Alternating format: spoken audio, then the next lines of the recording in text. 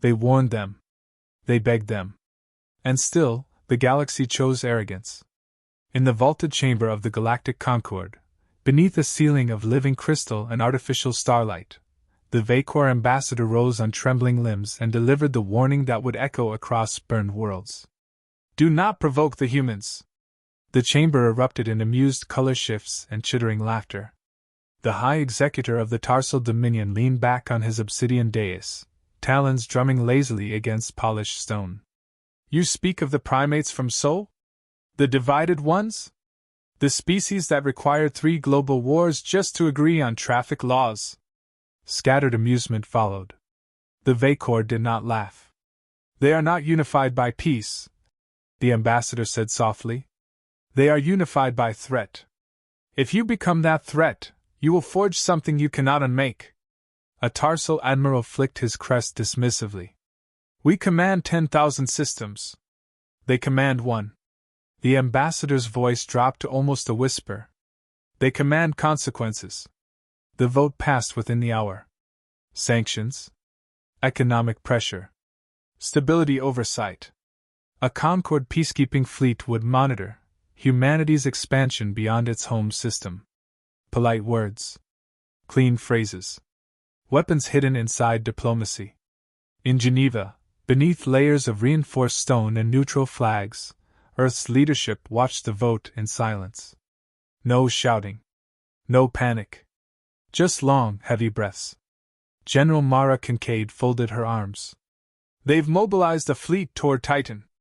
The Secretary General rubbed his temples. Officially? Officially, they're protecting smaller species from human militarization. Admiral Arjun Rao stood at the viewport overlooking Earth's curvature. Translation: they're testing how much we'll tolerate. A screen blinked red. Titan Station, Civilian Research Hub, population 12,000, had reported unidentified warp signatures at the edge of Saturn's orbit. They won't fire, a junior aide said quickly. Not over nothing. Rao didn't turn. They don't think it's nothing. Hours later, the feed cut to static. Titan Station died in a bloom of silent white light. No warning. No ultimatum. Just annihilation. In the Concord chamber, the Tarsal Admiral adjusted his ceremonial sash. A demonstration, he said coolly. A regrettable accident during weapons calibration. The Vacor ambassador closed their eyes. You have no idea what you've done. On Earth, the silence lasted exactly 6 minutes. 6 minutes of grief. 6 minutes of names scrolling across every screen on the planet. 6 minutes where old rivalries were quietly buried. Then the Secretary General stepped to the podium. We will respond, he said simply. No shouting. No grand speeches. Just that. Across Earth, ancient enemies did something unprecedented. They stopped arguing. Washington and Beijing opened secure channels without preconditions. Moscow unlocked classified propulsion data. Delhi transferred antimatter reserves to a shared command. European shipyards shifted from exploratory craft to reinforced hull production within days. Humanity did not declare war. They cancelled differences. In orbit above Earth, construction yards that had once assembled research vessels began refitting them. Rail cannons designed for asteroid mining were recalibrated for ship-to-ship impact. Civilian cargo haulers gained armor plating. Exploration frigates grew teeth. The first vessel completed was not elegant. It was brutal. Angular hull. Reinforced spine. Oversized reactor core. On its side, in white block letters, UEF Retribution. Admiral Rao stepped onto its bridge and surveyed a crew drawn from 27 nations. Orders, sir? His tactical officer asked. Rao's jaw flexed once. We don't escalate, he said. A pause. We correct. The Concord fleet arrived at Proxima Outpost 2 weeks later. They came in glittering formation, sleek hulls shaped like ceremonial blades. Their engines shimmered blue against the black. They broadcast immediately. In the name of the Galactic Concord, you are to stand down and submit to oversight. Captain Elias Ward of Proxima scratched his beard and keyed the response. You destroyed a hospital, he said evenly. That wasn't oversight. That was murder. The Tarsal commander's voice turned icy. You will comply? Ward smiled thinly. Negative. The first plasma volley vaporized Proxima's outer docking ring. What the Tarsal didn't know was that Proxima had never just been a mining outpost. It had been a test bed. As Concord ships advanced, the mining rigs surrounding the colony rotated. Panels slid back. Barrels extended. Mass drivers designed to crack asteroids roared to life. The first kinetic slug, 30 meters of tungsten alloy, launched at a fraction of light speed. It tore through the lead Tarsal cruiser like paper. No shield modulation. No elegant counter. Just catastrophic structural failure. The Concorde formation hesitated. That hesitation cost them 3 more ships. Adjust formation, the Tarsal commander snapped. Too late. From behind Proxima's star, warp signatures flared. Human ships dropped out of FTL inside the system's gravity well, a maneuver every respectable species deemed reckless. Human engineers called it threading the needle. They lost 2 ships on arrival. The other 8 opened fire. The battle that followed was not symmetrical. Human vessels fought dirty. They targeted engines first. Communications second. Command decks third. Focus fire, Ward ordered calmly as debris drifted like metallic snow. Cripple, don't chase. The Tarsal commander watched his fleet unravel in disbelief. These are not peace-capable vessels, he hissed. On the Retribution's bridge, Rao observed silently. No, he murmured. They're adaptable. When the Concorde finally retreated, Proxima burned, but stood. 9 Tarsal warships did not. Across the galaxy, the footage spread like wildfire. The divided primates had bloodied a Dominion fleet. In the Concorde chamber, outrage erupted. They attacked our peacekeepers. They weaponized civilian infrastructure. The Vacor ambassador's voice cut through the chaos. You attacked first. The High Executor's frills flared dark. Then we escalate. Back on Earth, the old veteran in Montana watched the battle replay with narrowed eyes. His wife set down her coffee. Are we winning?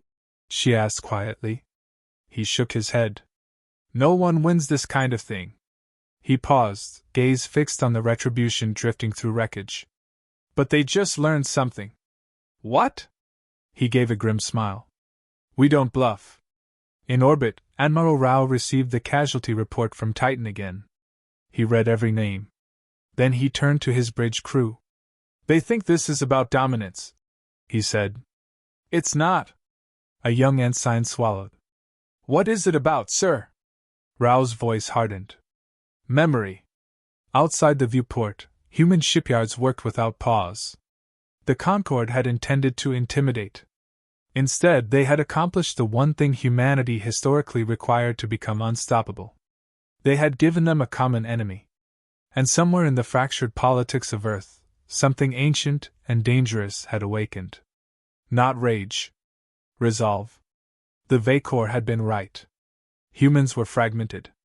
Argumentative. Contradictory. But under pressure, they compressed. And when they did, they became something far denser than anyone in the Concorde had calculated. The High Executor stared at casualty projections climbing far beyond acceptable thresholds. Prepare the second fleet, he ordered. He still believed this was a lesson. He still believed humanity could be subdued. He did not yet understand the truth forming in the vacuum between stars. Humans were not fighting to win territory. They were fighting to ensure no one ever mistook them for prey again. And that kind of war doesn't end quickly. Mars was supposed to be the correction. The Tarsal Dominion chose it carefully, symbolic, visible, painful. If Titan had been a warning shot, Mars would be the demonstration. They arrived without ceremony. No diplomatic preamble. No elegant announcement. Just warp signatures blooming at the edge of Martian orbit and weapons already charging. On the surface, under domed cities carved from red dust, people were living ordinary lives. Engineers calibrating atmosphere processors. Retirees tending hydroponic gardens. Kids in classrooms learning about a blue planet most had never walked. Then the sky turned white. The first plasma lances struck Phobos Station, slicing it apart like fruit under a blade. Debris rained toward Mars in silent arcs. In orbit around Earth, Admiral Arjun Rao stood on the bridge of the Retribution, watching the tactical feed with an expression carved from stone. "Casualty projections?" he asked. "Too early," his operations officer replied. "They're targeting infrastructure. Power grids. Comms. They're softening it," General Kincaid muttered over secure channel from Earth. "They want us to watch." Rao's jaw flexed once. "They think spectacle equals dominance." He turned to his tactical officer. "Deploy protocol Dustfall." Across Martian orbit, something invisible shifted. Months earlier, under the guise of terraforming experiments, humanity had seeded the upper atmosphere with metallic particulates, nanoscopic filaments suspended in carefully calculated densities. Peaceful on paper. Catastrophic when energized. As Tarsal warships advanced toward low orbit, human satellites self-destructed in precise patterns. EMP pulses rippled outward in coordinated waves. The metallic haze ignited. Not with flame. With interference. Targeting arrays flickered. Shield harmonics destabilized. Guidance systems drifted wildly off calibration. On the bridge of the Tarsal flagship, alarms shrieked. "Our sensors are compromised. Recalibrate." "It's not jamming," an officer snapped. "It's the environment itself." From behind Mars' horizon, the Retribution rose like a blunt instrument dragged from hell. It did not broadcast a challenge. It fired. The spinal rail cannon discharged with a soundless flash. The tungsten rod struck the lead Tarsal cruiser mid-hull, punching through shields destabilized by dust fall interference. The impact tore the ship in half before its reactor could safely vent. Fragments spiraled into orbit. "Return fire!" the Tarsal commander roared. They did. Plasma impacts slammed into the Retribution. Shields flared, collapsed, flared again. Hull plating blistered. On the bridge, gravity flickered and blood drifted in red globules from a ruptured forehead. Rao wiped it away with the back of his hand. "Status. Shields at 40% and falling." "Good," he said quietly. The officer blinked. "Sir?" "Means they think we're hurting." Warp signatures flared behind the Tarsal formation. Not sleek warships. Industrial silhouettes. Belt haulers. Ceres ore carriers. Jovian tugboats. Civilian ships with armor welded on like stubborn afterthoughts. "They're not military vessels," a Tarsal sensor tech whispered. "No," their commander said, dread settling in. "They're volunteers." The belt ships came in hard and close, like old-world privateers with engineering degrees. Grappling harpoons fired into Tarsal hulls. Boarding torpedoes punched through weakened armor. Inside one breached cruiser, a human marine kicked through smoke and flickering lights. "You wanted oversight?" she growled, firing point-blank into a stunned alien officer. "Here's a closer look." The fighting turned brutal. No elegant formations. No ceremonial spacing. Knife-range combat in vacuum. Human ships deliberately rammed when weapons overheated. Cargo holds vented debris fields to blind targeting systems. A Martian transport captain broadcast on open frequency as he diverted his damaged freighter straight into a Dominion destroyer. "For Titan," he said calmly. The collision erased them both.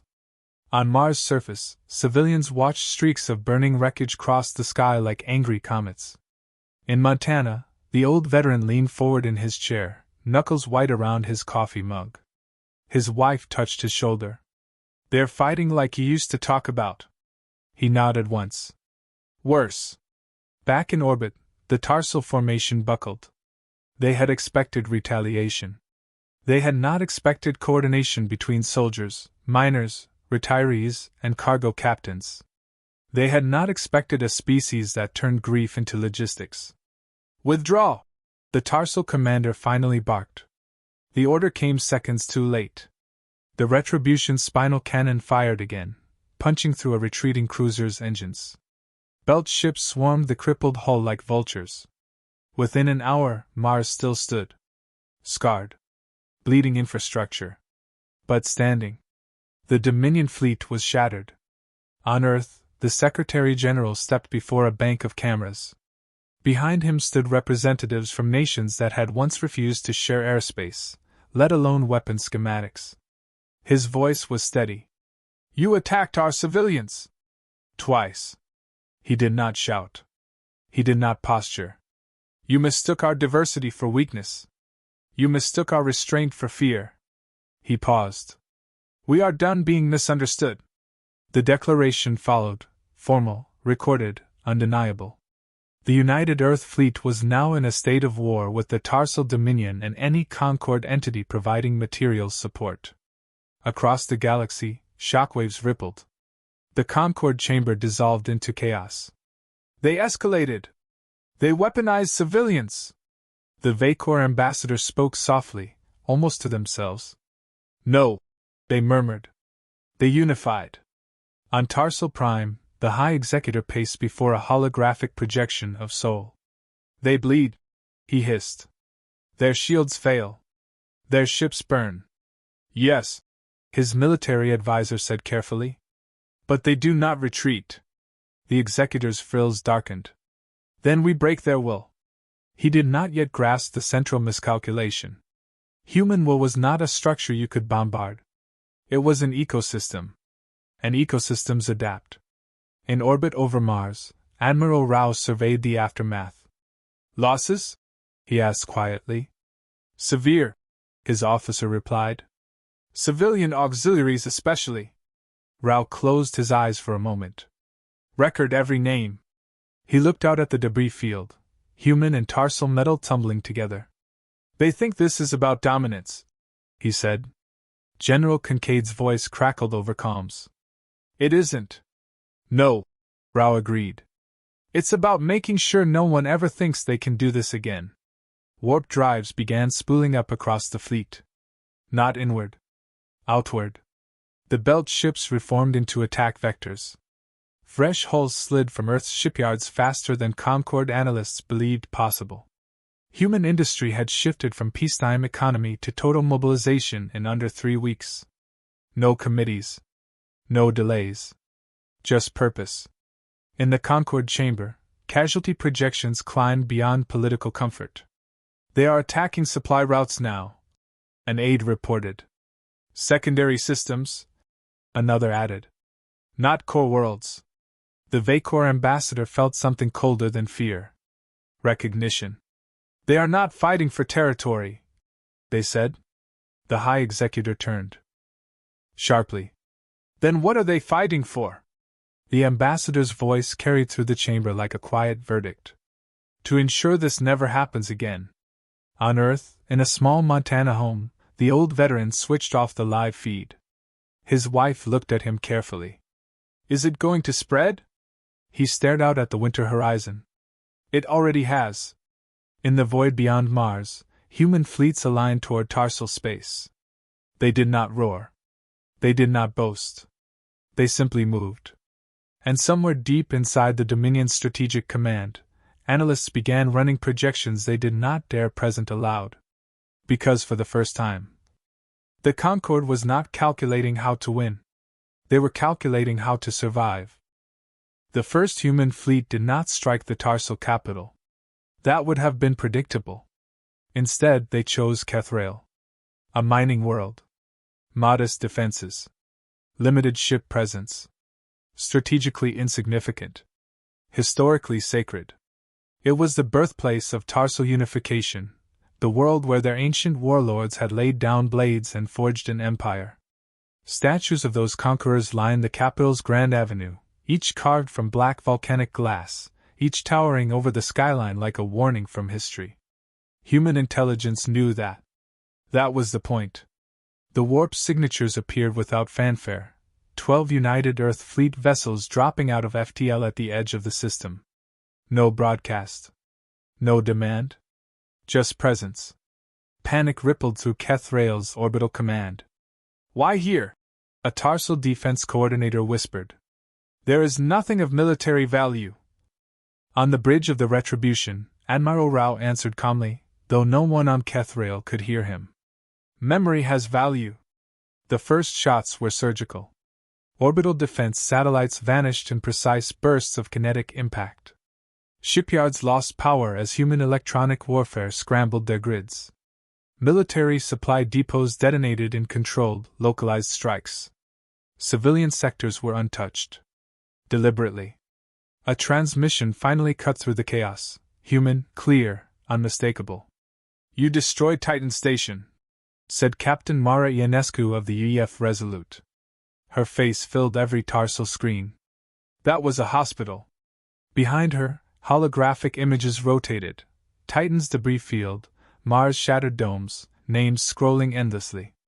We are not here to exterminate you, she continued evenly. We are here to educate you. Orbital strikes targeted the Grand Avenue. The statues fell one by one. Black glass conquerors shattered under pinpoint impacts. Pedestals cracked. Ancient symbols of dominion collapsed into dust clouds visible from orbit. On the surface, Tarsal civilians watched in stunned silence. This wasn't annihilation. It was humiliation. In the Concord chamber, outrage boiled. They desecrate our heritage. They violate sacred ground. The Vacor ambassador closed their eyes. You desecrated theirs first. The High Executor's frills darkened nearly black. Mobilize the 3rd and 5th fleets, he ordered. Drive them from Kethrail. Make an example.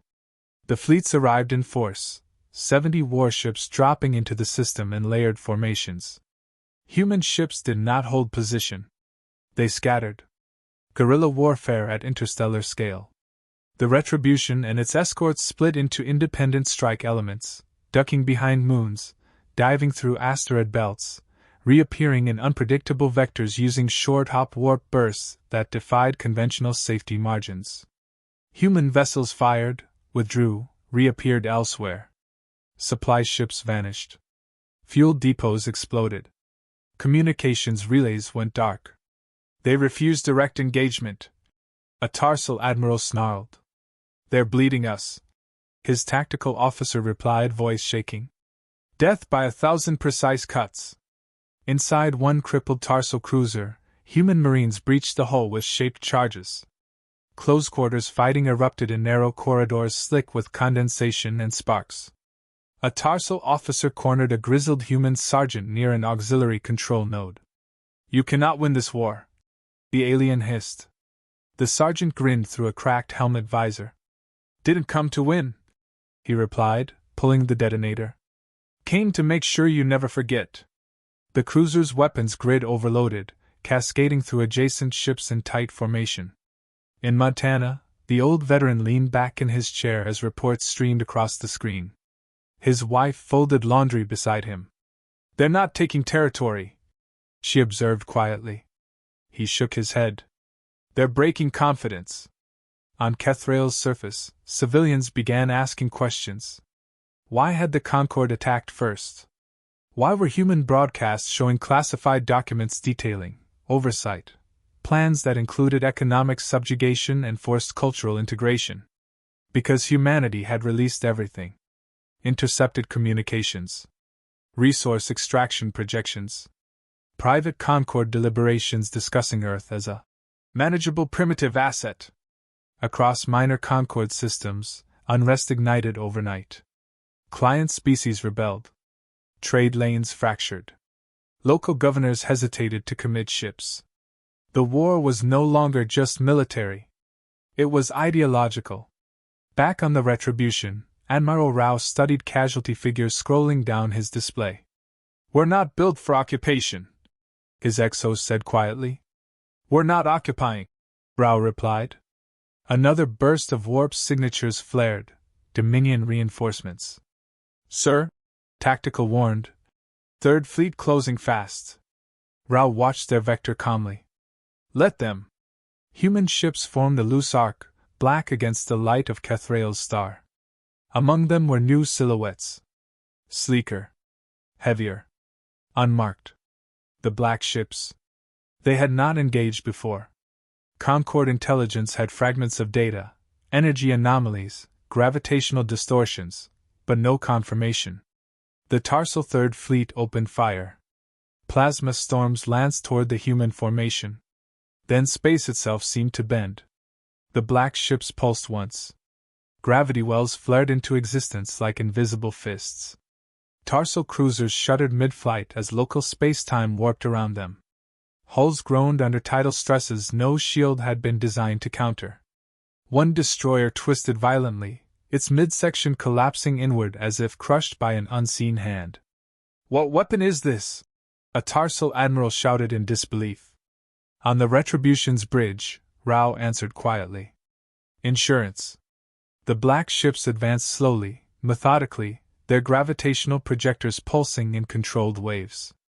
Tarsal formations unraveled. Ships collided as distorted vectors pulled them off course. Engines overloaded trying to compensate for impossible curvature and local space. Human vessels struck surgically amid the chaos, disabling drives, crippling weapon arrays, capturing rather than annihilating. The message was clear. We can end you. We're choosing not to. On Tarsal Prime, the High Executor watched live feeds of his fleet folding under physics itself. His voice came out hoarse. "They held this back." "Yes," his military advisor whispered. "They wanted us to escalate." Back in the Concord chamber, silence fell. The Vacor ambassador spoke softly, almost sadly. "You asked why we warned you." No one answered. On Kethrael, the last statue fell. Human ships held orbit unchallenged. They did not bombard cities. They did not scorch farmland. They transmitted one final message system-wide. "This ends when you choose to end it." Then they withdrew. Not routed. Not chased. Simply gone. Leaving behind shattered fleets, broken monuments, and something far more dangerous. Doubt. Across the galaxy, species that had once feared humanity began recalculating. They were not conquerors. They were something worse. Patient. Disciplined. Capable of overwhelming force. And selective mercy. In Montana, the old veteran muted the news again. His wife looked at him carefully. "Is that good?" He considered the question for a long moment. "Means we're still in control," he said finally. A beat passed. "Means they're scared now." Out beyond Sol, the black ships regrouped with the Retribution. Fresh orders blinked onto command screens. New vectors. Deeper into Dominion. Space. The war had shifted. It was no longer about retaliation. It was about leverage. And the High Executor, staring at casualty reports climbing beyond acceptable thresholds, finally understood the nightmare forming around him. Humanity wasn't trying to crush the Tarsal Dominion outright. They were dismantling its authority piece by piece, breaking its aura of inevitability, turning its empire into something fragile. And fragile empires shatter. The war ended not with a cataclysm, but with a transmission. Tarsal Prime was silent. The fleet that had dared confront humanity's advance was scattered, crippled, or drifting in warped space fields. Cities still stood, but their government had been hollowed, command chains fractured, morale shattered. On the holodeck of the High Executor's palace, he strode among shattered crystalline panels, talons clicking against the floor. His frills pulsed a furious black. "What do you want?" he demanded into the open comm channel. "Explain why you have done this." The screen flickered to life. The Secretary General of Earth appeared calm, composed, the weight of humanity visible in the lines of his face. Behind him, a row of soldiers, engineers, and civilians who had once argued over borders, languages, and resources, now stood as one unbroken front. "You started this," she said, voice steady. "You killed our civilians. You tried to break us." A beat. Then she continued. "And you failed." Images flashed across the Tarsal viewports. Titan Station, Mars, Proxima, Kethrael, the trail of devastation wrought not as revenge, but as lessons, warnings, and evidence. Names, faces, numbers of those lost. All human. All real. All remembered. The High Executor's frills darkened further. You will be destroyed! Admiral Rao leaned into the frame from the Retribution, voice low but resonant. We could end you. Every ship. Every world. Every system. You know it. A hush fell across the Tarsal Council chambers. Even the Vacor ambassador, who had foreseen humanity's potential, flinched slightly. And yet, the Secretary General continued, voice steady, almost gentle. We will not! Gasps ran through the Tarsal ranks. We demand withdrawal from all occupied systems. Dissolution of coercive Concord mandates. Compensation to the worlds you have stripped. The High Executor hissed through clenched jaws. Or what? Or we come back, Rao said simply. No anger. No theatrics. Just certainty. Silence. Because everyone in the galaxy, Tarsal, Vacor, minor Concord species alike, knew humanity would. The Tarsal surrendered. Not out of mercy, not out of honor, but because they knew this was a species that did not forgive recklessly, and certainly did not forget. Across the fractured Concord, minor species rose up. Resistance movements that had simmered for centuries ignited like wildfire. Resource routes once dominated by the Dominion became free lanes for trade, refugees, and revolution. Humanity had done more than survive, they had altered the calculus of galactic power. Back on Earth, in Montana, the old veteran switched off the feed. His wife looked at him with cautious hope. Is it over? She asked softly. For now, he said. His gaze lingered on the horizon, distant yet certain. But you never forget a species like this. In orbit, the Retribution drifted, scarred but unbowed. Beneath its name, freshly painted in white block letters, someone had added a new line. Never again. Months later, the Vacor ambassador addressed the newly reformed Interstellar Council. You asked why we warned you, they said, looking toward the distant light of Sol. Because humans do not require an empire to be formidable. They are an empire unto themselves. And somewhere, in the dark reaches between stars, humanity kept watch. Not as conquerors, not as tyrants, not even as saviors. They were a reminder. Provoke them, and the truth will always come too late. The galaxy had learned. The hard way.